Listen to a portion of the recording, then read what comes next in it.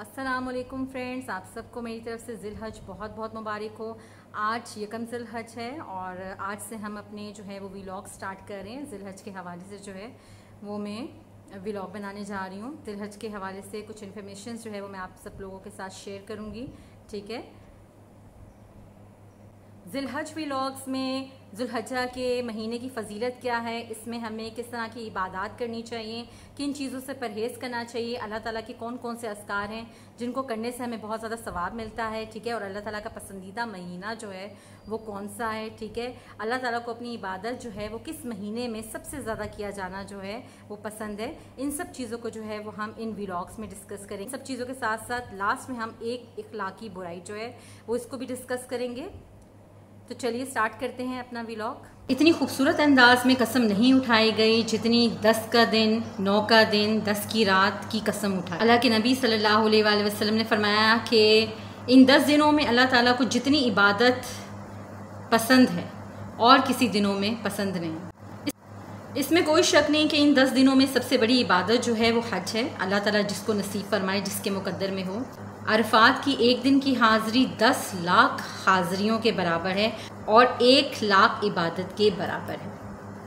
अल्लाह पाक के नज़दीक ज़िलहज के शुरू के 10 दिनों से अफजल पसंदीदा कोई दूसरे दिन नहीं। लिहाजा इन दिनों में अल्लाह ताला की इबादत कसरत से करनी चाहिए हमें। और इन दिनों में जो सबसे बेहतरीन जो है वो ज़िक्र है वो है ला इलाहा इल्लल्लाहु अल्लाहु अकबर। कोशिश करें चलते फिरते ला इलाहा इल्लल्लाहु और अल्लाह अकबर की कसरत करें। और ज़िक्रुल्लाह जो है वो तो हमने करते ही करते रहना है। 5 वक्त की नमाज़ें जो हैं वो तो अपने वक्त पर हमने अदा करनी ही करनी है। इसके साथ साथ हमने क्या करना है, नफली नमाज़ों और नफली इबादत का भी बहुत ज़्यादा ख्याल रखना है। अगर हम रोज़ों के हवाले से बात करें तो माह ज़िलहज के रोज़े जो हैं वो रमज़ान शरीफ के रोज़ों के बाद सबसे अफजल हैं। लेकिन इन 9 दिनों में 10वां दिन तो आपको पता है कि ईद का है, तो 9 दिन तक के जो है वो रोज़े जो हैं वो अफजल हुए, जबकि 10वां दिन जो है वो ईद का है और ईद के दिन रोज़ा रखना जो है वो हराम है। अल्हम्दुलिल्लाह हम सब मुसलमान हैं और इन दिनों में हम रोज़ा भी रखेंगे इंशाअल्लाह अज़ीज़। तो याद रहे कि रमज़ान शरीफ के रोज़ों के बाद सबसे अफजल रोज़े जो हैं वो किन दिनों में रखने का सवाब है, ज़िलहज के 9 दिनों में। ठीक है, 10वां ज़िलहज जो होता है, 10 ज़िलहज को तो ईद का दिन होता है, ईद के दिन तो रोज़ा रखना हराम है। हज यकम ज़िलहज से लेकर 9 ज़िलहज तक के रोज़े रखने का बेहद तरीन सवाब है, इबादत करने का बेहद सवाब है। इन दिनों में एक दिन का रोज़ा 1 साल के रोज़े के बराबर है। अगर हमने एक दिन में रोज़ा रख लिया, इट्स मीन कि हमने 1 साल के रोज़ा रखने का जो है वो हमें सवाब मिलेगा। इन दिनों में अमाल का सवाब 700 गुना तक बढ़ा दिया जाता है। अगर हम इंशाअल्लाह अज़ीज़ इन दिनों में नेक अमल करेंगे, अच्छे काम करेंगे, अच्छे अखलाक का मुज़ाहरा करेंगे, अच्छे अमल करेंगे, कबीरा गुनाहों से बचेंगे, सगीरा गुनाहों से बचेंगे, तो इंशाअल्लाह अज़ीज़ क्या हो जाएगा, हमारे नामे माल में ज़्यादा से ज़्यादा नेकियां जो हैं वो क्या हो जाएंगी, जमा हो जाएंगी। फरमान मुस्तफ़ा सल्लल्लाहु अलैहि वसल्लम है कि अल्लाह पाक पर गुमान है कि 9 ज़िलहज का एक रोज़ा गुज़िश्ता यानी कबल 1 साल की गुनाह और आइंदा आने वाले 1 साल के गुनाहों को मिटा देता है। अरफा यानी 9 ज़िलहज का रोज़ा 1000 रोज़ों के बराबर है। मसला मगर अरफात में हाजी को 9 ज़िलहज का रोज़ा रखना मकरूह है। हज़रत सैयदना अबू हुरैरा रज़ियल्लाहु अन्हु से रवायत है कि हुज़ूर पाक सल्लल्लाहु अलैहि वसल्लम ने हाजियों को 9 ज़िलहज का रोज़ा रखने से मना फरमाया है। अल्लाह ताला हम सबको भी सआदत बख्शे और हमें भी अपनी रज़ा के साए में इबादत करने की तौफ़ीक नसीब फरमाए। जैसा कि इरशाद हुआ, इन 10 दिनों से ज़्यादा नेक अमल अल्लाह ताला को महबूब नहीं। सहाबा कराम ने अर्ज़ किया, या रसूलुल्लाह सल्लल्लाहु अलैहि वसल्लम, और ना ही राय खुदा में जहाद। फरमाया, और ना ही राय खुदा में जहाद मगर वो जो अपना जान और माल लेकर निकले और इनमें से कुछ वापस ना लाए।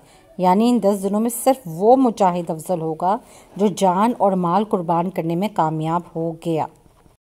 अल्लाह के नबी सल्लल्लाहु अलैहि वसल्लम ने फरमाया कि अल्लाह को अशरा ज़ुल्हज से ज़्यादा किसी दिन में अपनी इबादत किया जाने से पसंदीदा नहीं। इसके एक दिन का रोज़ा 1 साल के रोज़ों के बराबर और हर शब का क़याम शब कदर के बराबर है। व्लॉग के लास्ट में फ्रेंड्स हम आज की इखलाकी बुराई जो है वो डिस्कस करेंगे। हुज़ूर पाक सल्लल्लाहु अलैहि वसल्लम ने फरमाया, सबसे आला दर्जे का ईमान वाला वो है जिसके अखलाक अच्छे हों। तो अच्छे अखलाक की तारीफ़ जो है वो हमारे नबी सल्लल्लाहु अलैहि वसल्लम ने ख़ुद ही बता दी है कि अच्छे अखलाक की डेफिनेशन क्या है, कि सबसे कामिल ईमान वाला कौन सा है जिसका अखलाक जो है वो क्या हो सबसे अच्छा। एक रोज़ हज़रत पाक सल्लल्लाहु अलैहि वसल्लम ने हज़रत अबू हुरैरा रज़ियल्लाहु अन्हु, जिनसे हमारे पास सबसे ज़्यादा हदीस जो है वो पहुँची हैं, उनसे फरमाया, इरशाद फरमाया कि अबू हुरैरा, उनको हुक्म फरमाया कि अबू हुरैरा अपनी खलाक अच्छे करो। तो हज़रत अबू हुरैरा रज़ियल्लाहु अन्हु ने सवाल पूछा कि या रसूलल्लाह सल्लल्लाहु अलैहि वसल्लम, आप सल्लल्लाहु अलैहि वसल्लम अच्छे अखलाक का पैमाना बताएं कि अच्छे अखलाक का पैमाना जो है वो क्या है। तो आप सल्लल्लाहु अलैहि वसल्लम ने इरशाद फरमाया, अबू हुरैरा, जो तोड़े उसे जोड़ो, जो तुमसे तुम्हारा हक छीने उसका हक उसके घर जाकर अदा करो, जो ज़्यादती करे उसे माफ़ करो।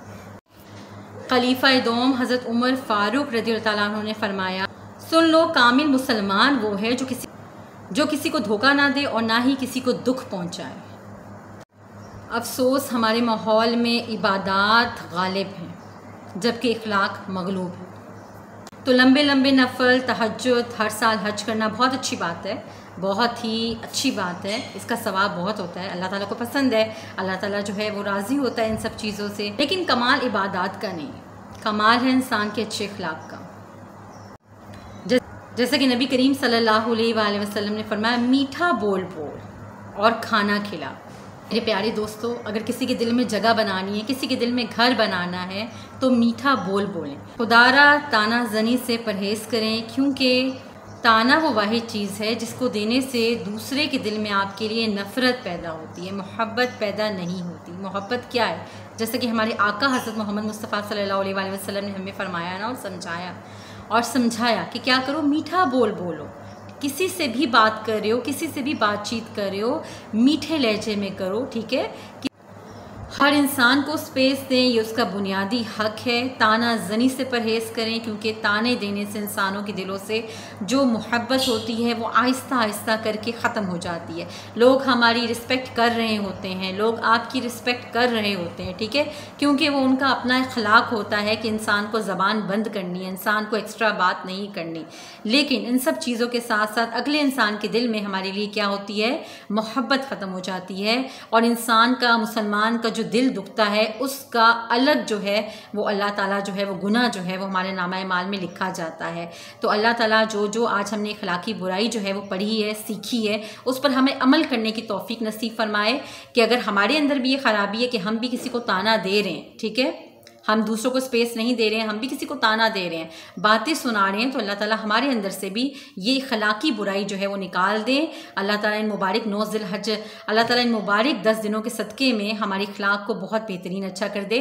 तो व्लॉग अच्छा लगा हो फ्रेंड्स, तो ज़रूर जो है वो कमेंट बॉक्स में आके कमेंट कीजिएगा और मुझे बताइएगा कि आपको ज़िलहज के व्लॉग्स जो हैं वो मेरे कैसे लग रहे हैं। अपना बहुत ख्याल रखिएगा। कल इंशाअल्लाह उल अज़ीज़ अल्लाह ताला के हुक्म से मैं मिलती हूँ आपसे नेक्स्ट व्लॉग में। तब तक अपना बहुत ख्याल रखिएगा। अल्लाह हाफ़िज़।